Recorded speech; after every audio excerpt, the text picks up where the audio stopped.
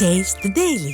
நாகை மாவட்டம் வேதாரண்யம் வட்டாட்சியர் அலுவலகத்தில் மழையால் பாதிக்கப்பட்ட பயிர்களுக்கு நிவாரணம் வழங்க கோரி விவசாயிகள் முற்றுகையிட்டு ஆர்ப்பாட்டம் நடத்தினர். தொடர் மழையால் பாதிக்கப்பட்ட நெற்பயிர்களை எந்தவொரு அரசு துறை அலுவலர்களோ ஸ்டாலின் அரசின் அமைச்சர்களோ ஒருவர் கூட பார்வையிடவில்லை என குற்றம் சாட்டி ஸ்டாலின் அரசுக்கு எதிராக முழக்கமிட்டனர். எனவே உடனடியாக போர்க்கால நடவடிக்கை எடுத்து பாதிக்கப்பட்ட நெற்பயிர்களுக்கு உரிய நிவாரணமாக ஏக்கர் ஒன்றுக்கு 30,000 ரூபாய் பயிர் காப்பீட்டுத் தொகை வழங்க கோரியும் முழக்கமிட்டனர். கடந்த ஒரு மாதத்தில் இந்த நாகப்பட்டினம் மாவட்டம் பகுதி எத்தனை முறை மழையில் பாதிக்கிறது? தலைஞர் வேதாரண்யம் பகுதியில் 15,000 ஏக்கர் இந்த மழையினால் பாதிக்கப்பட்டு சாய்ந்து கிடக்கிறது கதிர்கள்லாம். இதுவரை ஒரு முறையாக கணக்கெடுத்துருக்கீங்களா? எப்போ கணக்கெடுக்க போகிறீங்க?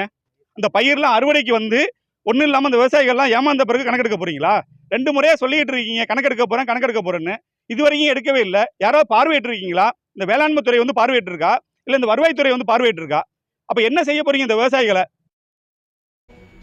விவசாயிகளுக்கான கடன் தள்ளுபடி செய்யப்பட்ட நிலையிலும் பணம் செலுத்திய விவசாயிகளுக்கு தமிழக அரசு இதுவரை திருப்பி தராமல் உள்ளது. ஈரோட்டில் தமிழக விவசாயிகள் சங்கத்தின் ஆலோசனை கூட்டம் நடைபெற்றது. இதில் மரபணு மாற்றம் செய்யப்பட்ட மக்காச்சோள விதைகள் சட்டவிரோதமாக விற்பனை செய்யப்படுவது தடுக்கப்பட வேண்டும், கடன் தள்ளுபடி செய்யப்பட்ட நிலையிலும் பணம் செலுத்திய 734 விவசாயிகளின் சுமார் 20 கோடி ரூபாயை தமிழக அரசு திருப்பி தர வேண்டும் என்பன உள்ளிட்ட பல்வேறு தீர்மானங்கள் நிறைவேற்றப்பட்டன.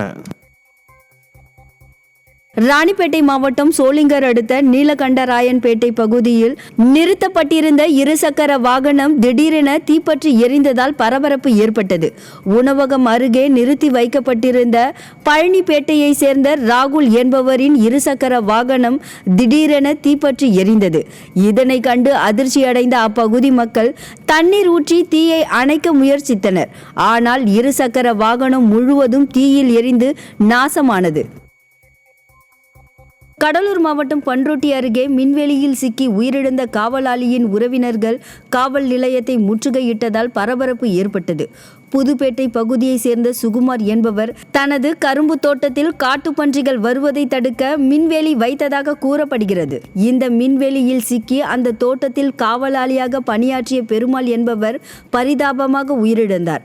இதனால் ஆத்திரமடைந்த அவரது உறவினர்கள் நிலத்தின் உரிமையாளர் சுகுமார் மீது நடவடிக்கை எடுக்க கோரி புதுப்பேட்டை காவல் நிலையத்தை முற்றுகையிட்டு கண்ணீர் விட்டு கதறி அழுதனர்.